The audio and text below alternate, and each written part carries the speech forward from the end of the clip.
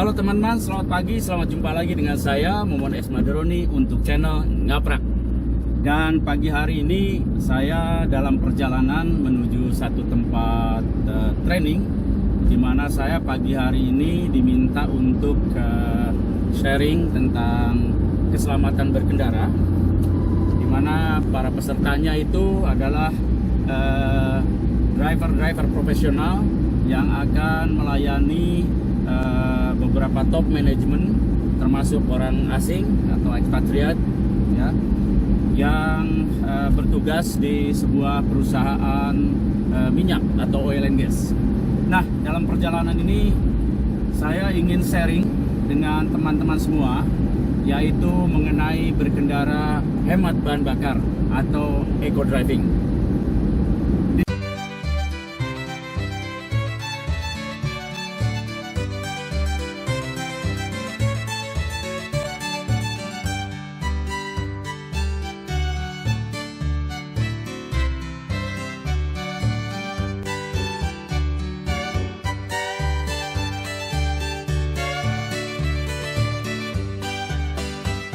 Video sebelumnya saya sudah menyinggung tentang eco driving ini ketika saya mencoba kendaraan ini, yaitu Mazda E2000, kendaraan lawas yang saya coba selama 2 hari ke Cirebon, Majalengka, Lembang, Subang, dan kemudian pulang ke Jati Bening, di mana salah satunya adalah saya mencoba memperhatikan bagaimana fuel consumption dari kendaraan ini, dan saya singgung di situ, saya mention di situ bahwa kendaraan ini bisa dengan saya kendarai hemat, dan selama perjalanan saya menerapkan konsep eco driving. Nah, pada kesempatan ini saya ingin sharing dengan teman-teman semua tentang eco driving secara detail ya. Baik, kalau bicara kita eco driving, sebenarnya tidak hanya hemat untuk diri kita ya orientasinya, tetapi ini adalah suatu bentuk kepedulian seseorang untuk dunia, dalam hal ini untuk penggunaan bahan bakar, di mana bahan bakar itu adalah berasal dari sumber daya alam yang terbatas, sehingga masih dibutuhkan oleh generasi yang akan datang, anak cucu kita. Nah, disitulah ada satu semangat kepedulian kita, bagaimana kita turut berpartisipasi dalam menghemat bahan bakar. Salah satu yang memboroskan bahan bakar itu adalah karena cara kita menggunakan kendaraan atau cara kita berkendara. Ini yang saya ingin sharing dengan teman-teman semua. Baik, bicara tentang eco driving atau berkendara hemat bahan bakar, itu secara garis besar adalah dibagi dalam 2 hal. Yang pertama adalah kendaraannya, kemudian yang kedua adalah dari cara kita berkendaranya. Saya akan coba lihat dari sisi kendaraannya dulu. Setiap kendaraan itu ada peruntukannya ya, dimana kita mengenal ada jenis yang termasuk sedan, ada SUV, dan ada van. Nah, seperti yang saya bawa ini van, dan itu adalah diperuntukkan untuk kebutuhan yang disesuaikan dengan kendaraan tersebut. Ini juga menyangkut dari segi performance yang dikejar atau diharapkan dari kendaraan tersebut. Semisal sedan, kita tidak bisa membandingkan mobil van ini dengan sedan, karena sedan untuk mengejar kecepatan, kalau yang berbobot besar seperti ini tentu torsi yang diperhatikan. Nah, ini menyangkut tentang mobilnya, bagaimana kita harus melihat, menyadari mobil yang kita pakai itu adalah jenisnya apa. Nah, yang berikutnya adalah kondisi sebelum dipakai agar kita juga hemat bahan bakar, yaitu kondisinya adalah dalam keadaan yang sesuai dengan spek yang ada ya. Jadi kondisinya juga selain memang mesinnya sehat ya, tidak ada masalah, juga memenuhi standar spek dari mobil tersebut. Nah, yang berikutnya adalah ban ya.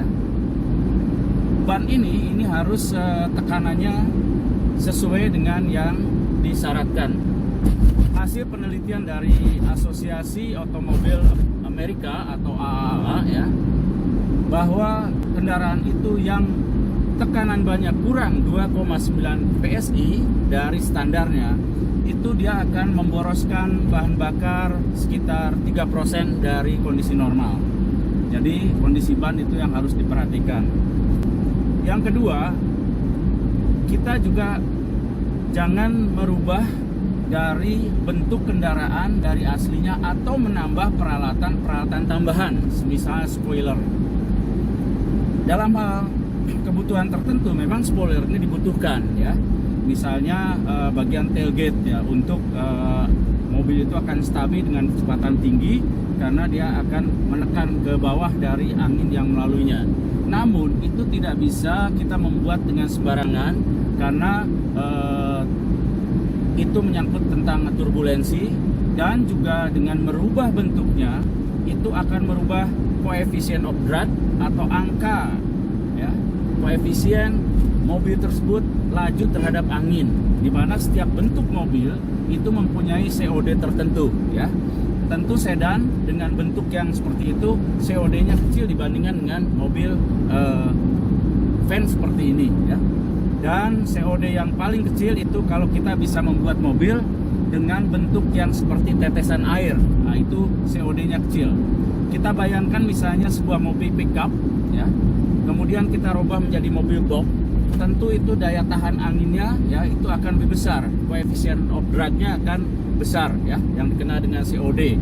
Nah ini tentu akan lebih boros. Oleh karena itu mobil tersebut usahakan kita tidak merubah bentuknya yang bisa merubah COD dari yang sudah ada di mobil tersebut. Hal lain adalah tidak merubah dari knalpot yang ada ya, dimana perubahan knalpot itu kebanyakan orang hanya mengejar untuk suara, padahal di situ ada dampak dimana kalau kita membuatnya tidak dengan perhitungan yang tepat, itu akan justru memboroskan bahan bakar. Nah teman-teman, itu dari sisi mobilnya ya. Nah sekarang saya akan bicara tentang sisi dari bagaimana cara membawanya ya, atau eco drivingnya. Yang pertama adalah kita tidak boleh memanaskan kendaraan ini dengan berlebihan ya. Mobil-mobil sekarang itu diberikan satu indikator di mana ketika kita manaskan itu RPM akan tinggi. Kemudian ketika sudah sampai kepada batas aman untuk kita gunakan, artinya pemanasannya sudah cukup, itu akan turun dengan sendirinya RPM-nya. Nah disitulah kita sudah bisa mulai pakai ya. Dan ini kebanyakan kita memanaskan sampai beberapa puluh menit, dimana itu menghabiskan bahan bakar ya. Kemudian yang perlu diperhatikan yaitu ketika menggunakan kendaraan ini ya, untuk mendapatkan eco driving adalah memperhatikan dari torsi maksimum di RPM berapa. Artinya kita bermain di RPM yang menurut speknya adalah di torsi tersebut ya. Seperti kendaraan ini kebetulan didapatkan torsi di RPM yang cukup rendah, walaupun kendaraannya adalah kendaraan berbahan bakar bensin, yaitu di 2500. Dari mana saya tahu? Saya baca dulu sebelumnya dari spek yang ada, dan setiap mobil berbeda-beda, sehingga saya akan memindahkan transmisi ketika sudah mencapai paling tinggi 2500. Dan setiap kita menggunakan tingkat gigi persneleng ini atau transmisi ini, kita selalu bermain di RPM tersebut sehingga didapatkan bahan bakar yang hemat ya. Nah, seperti saya sekarang ini, saya mengoper langsung di 2500, tidak sampai langsung di atas 2500, karena kalau di atas itu bahan bakar pasti akan boros. Kebanyakan orang atau pada umumnya itu menyamakan mobil kita ini dengan yang lain. Contohnya misalnya mobil ini ada 2000 cc. saya lihat mobil yang cc-nya lebih kecil mendahului saya harus bisa seperti itu. Itu tidak mungkin ya, karena mobil ini didesain untuk yang besar-besar seperti ini. Yang diperhatikan ada torsi. Nah ini salah satu yang berperan sekali dalam kita berkendara hemat bahan bakar, yaitu memperhatikan RPM pada saat torsi maksimum. Dan setiap mobil berbeda-beda. Mobil ini yang saya pakai adalah di 2500, sehingga saya sekarang baik gigi 1, gigi 2, gigi 3, gigi 4 sampai gigi 5 saya bertahan di 2500. Yang lainnya adalah yaitu konsep prosedur berkendara aman kita terapkan ya, yang kita kenal dengan speed system. 3 poin yang berhubungan dengan eco driving dalam konsep berkendara aman atau speed system, yaitu yang pertama ketika kita berkendara adalah melihat jauh. Dengan melihat jauh kita akan mengetahui apa-apa yang akan kita lewati, sehingga kita sudah antisipasi bagaimana kita harus bertindak untuk menyikapi kondisi depan. Artinya kita tidak selalu mendadak, karena gerakan mendadak itu salah satunya disebabkan oleh karena kita tidak melihat jauh. Misalnya kita melihat dekat, tiba-tiba harus saya berpindah jalur atau keluar dari tol ini, sehingga kita ada gerakan mendadak. Di samping tidak aman juga adalah memboroskan bahan bakar karena sering stop and go ya. Berikutnya adalah mengontrol sekeliling. Dengan mengontrol sekeliling kita tahu bagaimana kondisi di sekitar kita, sehingga juga terhindar dari gerakan-gerakan mendadak yang akan berakibat pada tindakan stop and go, di mana itu akan memboroskan bahan bakar.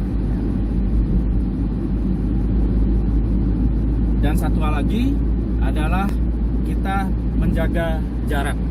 Artinya andai kendaraan di depan tiba-tiba berhenti, kita masih punya jarak aman sehingga kita tidak juga melakukan pengereman mendadak ya. Jadi sekali lagi, di samping membahayakan juga akan memboroskan bahan bakar. Dan yang lainnya adalah komunikasi. Artinya tujuan komunikasi ini agar orang lain tahu keberadaan mobil kita, dan juga agar orang lain tahu manuver atau gerakan mobil kita. Nah, dengan demikian itu kita tidak akan menghadapi kondisi-kondisi juga yang serba mendadak.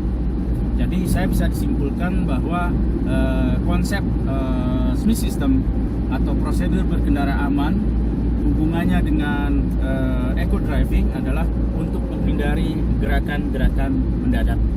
Nah, satu lagi mengenai tindakan yang bisa menunjang dari eco driving ini adalah kita menggunakan momentum atau gerakan momentum. Sebagai contoh, misalnya kita tahu bahwa di depan kita ini lampu merah dan tidak ada kendaraan lain. Kita masih punya sisa gerakan, jadi kita tidak perlu lagi dengan menambah gas. Cukuplah dengan gerakan sisa tersebut, momentum sisa tersebut, sehingga kita bisa sampai ke titik lampu merah tanpa kita harus ngegas, dan disitulah juga kita bisa menghemat bahan bakar. Yang berikutnya, hindari tindakan kita dengan memainkan pedal gas, di mana tindakan itu tidak diperlukan. Sebagai contoh, misalnya pada saat kita akan start dari lampu merah, ada yang kebiasaan dengan menekan gas, atau pada saat selesai atau kita akan mematikan kendaraan. Orang-orang dulu melakukan itu karena memang sistem chargingnya dari kendaraan tersebut atau sistem untuk mengisi akinya ya, itu masih menggunakan teknologi ketau ya, dimana kalau ditekan gas itu akan nempel dan dia akan mengisi, dengan harapan bahwa besok paginya tidak kekurangan strum dari aki tersebut. Nah, teknologi sekarang sudah tidak seperti itu lagi. Pengisian sudah dengan sistem IC dan elektronik yang lainnya, sehingga kita tidak perlu lagi dengan cara menggas kemudian baru mencabut daripada kunci kendaraan tersebut. Baik teman-teman, itulah sharing saya pagi hari ini sambil saya menuju ke tempat training yang akan saya lakukan pada hari ini. Mudah-mudahan ada manfaatnya, dan jangan lupa subscribe, comment, like, and share. Be smart, be safe. Sampai jumpa lagi. Bye-bye.